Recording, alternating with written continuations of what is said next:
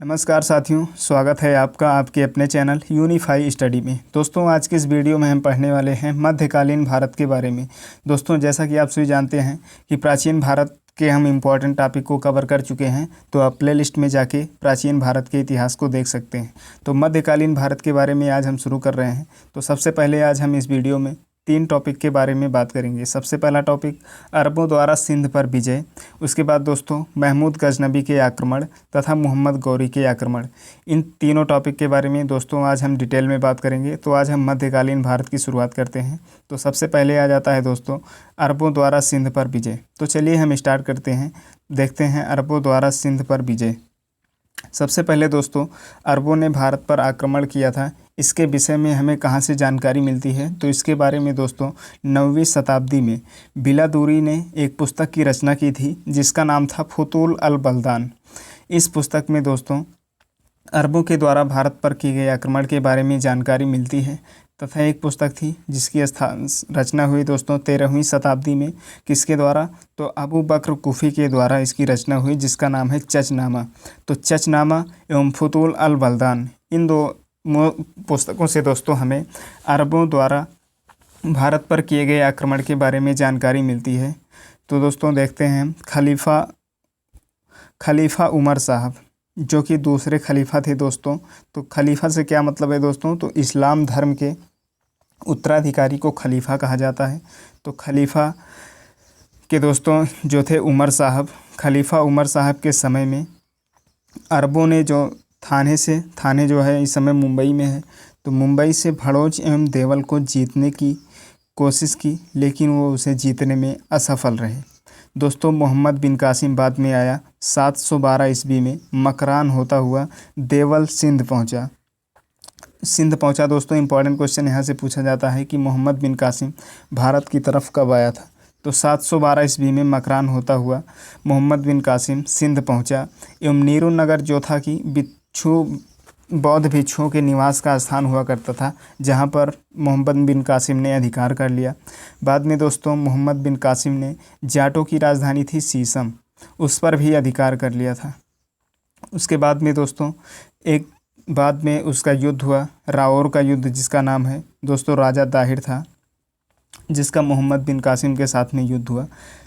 राजा दाहिर का सरदार हुआ करता था मोहका, जो देशद्रोही कहा जाएगा, जिसकी सहायता से मोहम्मद बिन कासिम ने राओर के युद्ध में विजय प्राप्त की एवं राजा दाहिर हार गए थे। उसके बाद में दोस्तों युद्ध जीतने के बाद में भारत में मोहम्मद बिन कासिम के द्वारा जजिया कर की वसूली मोहम्मद बिन कासिम के द्वारा शुरू की गई। ये दोस्तों जजिया कर क्या होता है? तो दोस्तों इस्लाम राज्य में किसी अन्य जाति के रहने पर वो जो जहाँ रहने की जगह मिलती है, तो उसे हम वहाँ पर कर देना पड़ता है, तो उसी कर को जजिया कर कहा जाता है। तो दोस्तों जजिया कर मोहम्मद बिन कासिम के द्वारा लगाया गया कर था।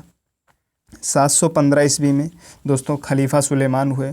तो खलीफा जो दोस्तों इस्लाम धर्म के उत्तराधिकारी को कहा जाता था। तो 715 ईस्वी में खलीफा सुलेमान के द्वारा मोहम्मद बिन कासिम की हत्या करवा दी गई। तो कब करवा दी गई दोस्तों? तो 712 में भारत आया। 3 वर्ष के बाद में खलीफा सुलेमान के द्वारा मोहम्मद बिन कासिम की हत्या करवा दी गई। दोस्तों बाद में 2 स्वतंत्र राज्य एक सिंधु नदी के तट पर था, जिसका नाम था अरोर, तथा मुल्तान में मंसूरा स्थापित किया। यह दोस्तों मुल्तान जो कि पाकिस्तान के पंजाब प्रांत में मुल्तान स्थित है, इस समय पर वहीं था। करीब 150 वर्ष तक सिंध एवं मुल्तान प्रांत पर अरबों का शासन रहा था।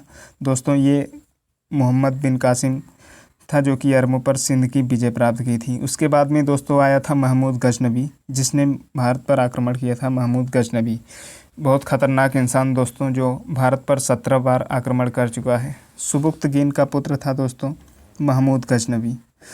तो दोस्तों सुबुक्तगीन किसके पुत्र थे? तो ये अलप्तगीन के पुत्र हुआ करते थे।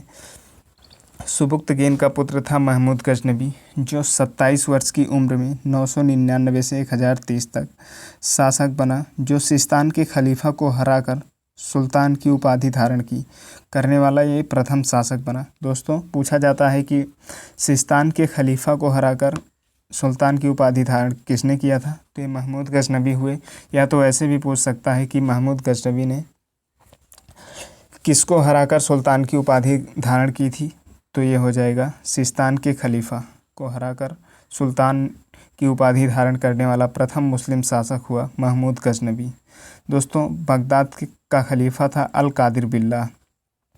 अल कादिर बिल्लाह ने महमूद गजनबी के पद को मान्यता प्रदान करते हुए जामीन उद दौला या अमीन उल मिल्लाह की उपाधि दी। तो दोस्तों, जमीन उद दौला या जमीन उल मिल्लाह की उपाधि किसके द्वारा दी गई? तो बगदाद का खलीफा दोस्तों अल कादिर बिल्लाह ने महमूद गजनबी को पद की मान्यता देते हुए उसे जमीन उद दौला या जमीन उल मिल्लाह की उपाधि दी। याद रखिएगा दोस्तों, जमीन उद दौला या जमीन उल्लाह किसके द्वारा उपाधि दी गई? तो बगदाद का खलीफा था अल कादिर बिल्लाह के द्वारा इसे उपाधि दी गई। दोस्तों, महमूद गजनबी भारत पर 1025 ईस्वी से लेकर 1025 ईस्वी तक भारत पर महमूद ने 17 बार आक्रमण किया। 17 बार आक्रमण किसने किया? तो महमूद गजनबी के द्वारा भारत पर 17 बार आक्रमण किया गया। इन आक्रमणों का उल्लेख दोस्तों किसके द्वारा किया गया? तो हेनरी इलियट के द्वारा। महमूद गजनबी के द्वारा किए गए आक्रमण का उल्लेख हेनरी इलियट ने किया था। दोस्तों, महमूद गजनबी ने भारत पर सबसे पहला आक्रमण कब किया? तो उसने 1000 ईस्वी में महमूद गजनबी के द्वारा भारत पर पहला आक्रमण किया गया। यह आक्रमण शाही राजा जयपाल के विरुद्ध था। तो दोस्तों, पूछा जाता है कि महमूद गजनबी का पहला आक्रमण किस राजा के विरुद्ध में था? तो दोस्तों हो जाएगा राजा जयपाल के विरुद्ध में सन 1000 ईस्वी में महमूद गजनबी के द्वारा भारत पर पहला आक्रमण किया गया। फिर आया दोस्तों महमूद गजनबी का सबसे चर्चित आक्रमण 1025 ईस्वी में उसके द्वारा महमूद गजनबी के द्वारा आक्रमण किया गया, जो इसका लास्ट आक्रमण था, जिसमें सोमनाथ मंदिर जो कि गुजरात में है इस पर हमला किया गया। इस मंदिर को लूटने दोस्तों उसने करीब 20 लाख दिनार की संपत्ति हाथ लगी। दोस्तों, बड़ी रकम थी 20 लाख दिनार। दिनार दोस्तों कुवैत की मुद्रा है, जो कि दुनिया भर में सबसे मूल्यवान मुद्रा मानी जाती है। 20 लाख दिनार, 1 रुपये दोस्तों वहाँ की 1 दिनार का मतलब होता है अपने भारत की 245 रुपये के बराबर। तो दोस्तों आप सोच सकते हैं कि 20 लाख दिनार काफ़ी रुपए हो सकती है। सोमनाथ की रक्षा करने के कारण अनहिलवाड़ पर महमूद ने आक्रमण किया था। दोस्तों, अनहिलवाड़ जो कि सोमनाथ की रक्षा कर रहा था, उस पर महमूद के द्वारा आक्रमण किया गया था। सोमनाथ मंदिर को लूट कर ले जाने के क्रम में दोस्तों महमूद ने जाटों पर भी आक्रमण किया था। दोस्तों, महमूद गजनबी ने भारत पर अंतिम आक्रमण 1027 ईस्वी में जाटों के विरुद्ध किया था। बाद में दोस्तों महमूद गजनबी की मृत्यु कब हुई? तो 1030 ईस्वी में महमूद गजनबी की मृत्यु हो गई। दोस्तों, महमूद गजनबी ने भारत में एक सेना का गठन भी किया था, जिसका सरदार हुआ करता था तिलक नामक हिंदू। यहाँ से दोस्तों इंपॉर्टेंट क्वेश्चन पूछा जाता है कि भारत में सेना का गठन किया गया था, जिसका सरदार कौन हुआ करता था? तो उसका सरदार हुआ करता था तिलक नामक हिंदू। दोस्तों, भारत में गठित सेना का सरदार हुआ करता था। महमूद गजनबी के सिक्कों पर दोस्तों अमीर महमूद ही कहा गया था। दोस्तों, इसे अमीर महमूद भी कहा जाता था। तो इसके सिक्कों पर केवल दोस्तों अमीर महमूद लिखा गया था। बाद में दोस्तों महमूद गजनबी के सिक्कों के पृष्ठभाग पर जो था कालिमा का संस्कृत रूपांतरण अव्यमेकम अवतार अंकित करवाया गया। दोस्तों, अलबर्नी, फिरदौसी, उतबी तथा फारूकी महमूद गजनबी के दरबार में ही रहते थे। तो दोस्तों ये थे महमूद गजनबी के कुछ बारे में। उसके बाद आया दोस्तों मोहम्मद गौरी का आक्रमण। दोस्तों, मोहम्मद गौरी, शहाबुद्दीन मोहम्मद गौरी पूरा नाम था इसका, जो गौर शासक गयासुद्दीन का छोटा भाई हुआ करता था। तो दोस्तों मोहम्मद गौरी 1173 ईस्वी में गजनी का शासक बनाया गया था, लेकिन वह स्वयं को भाई के सहायक के रूप में प्रस्तुत किया था। दोस्तों, खुद को शासक नहीं मानता था, वो अपने बड़े भाई का सहायक के रूप में खुद को प्रस्तुत किया था, जो कि गयासुद्दीन उसका बड़ा भाई था। इसने भारत में लगातार दोस्तों आक्रमण किया था, दिल्ली सल्तनत मार्ग का प्रस्ताव किया था। दिल्ली सल्तनत की शुरुआत यहीं से शुरू हुई थी, जिसमें दोस्तों मोहम्मद गौरी ने आक्रमण कर दिल्ली सल्तनत मार्ग का प्रशस्त किया। मोहम्मद गौरी ने सर्वप्रथम 1175 ईस्वी में गोमल दर्रा से होते हुए भारत में प्रवेश किया, जो मुल्तान एवं कच्छ को अपने अधीन कर लिया था। दोस्तों गोमल दर्रा से होते हुए 1175 ईस्वी में, तो कब आया था? तो 1175 ईस्वी में मोहम्मद गौरी भारत आया गोमल दर्रा से होते हुए। दोस्तों मुल्तान, जो कि इस समय पर पाकिस्तान में है, पंजाब प्रांत में, और कच्छ जो कि गुजरात में है। दोस्तों मुल्तान को और कच्छ को यह अपने अधीन कर लिया था। 1178 ईस्वी में दोस्तों मोहम्मद गौरी गुजरात के शासक थे मूलराज द्वितीय, जिनसे आबू पर्वत के नज़दीक पराजित हो गया था। मूलराज द्वितीय से आबू पर्वत के नज़दीक पराजित हुआ मोहम्मद गौरी। गुजरात के शासक थे मूलराज। कब हुए? तो 1178 ईस्वी में मोहम्मद गौरी गुजरात के शासक मूलराज द्वितीय से आबू पर्वत के नज़दीक पराजित हो गया था। उसके बाद समय आया दोस्तों 1179 से 80 का, जिसमें गौरी ने पेशावर पर कब्जा कर लिया था। दोस्तों गौरी ने 1182 ईस्वी में सिंध के निचले भाग पर आक्रमण किया, जिसे सुमरा वंश के शासक को अपने अधीन कर लिया था। दोस्तों 4 वर्ष बाद आया समय 1186 का, जिसमें गौरी ने खुसरो मलिक से लाहौर को जीत लिया। तो लाहौर को किससे जीता दोस्तों? यहाँ से पूछा जा सकता है। तो लाहौर को दोस्तों खुसरो मलिक से गौरी ने जीत लिया था। उसके बाद दोस्तों 1186 के बाद समय आया 1190 का। तो 1190 में दोस्तों संपूर्ण पंजाब गौर्य साम्राज्य का अंग बन चुका था। दोस्तों फिर 1190 के बाद में आया 1192। 1192 में गौरी और चौहान के बीच में तराइन के मैदान में दूसरा युद्ध हुआ, जिसमें पृथ्वीराज चौहान पराजित हो गया।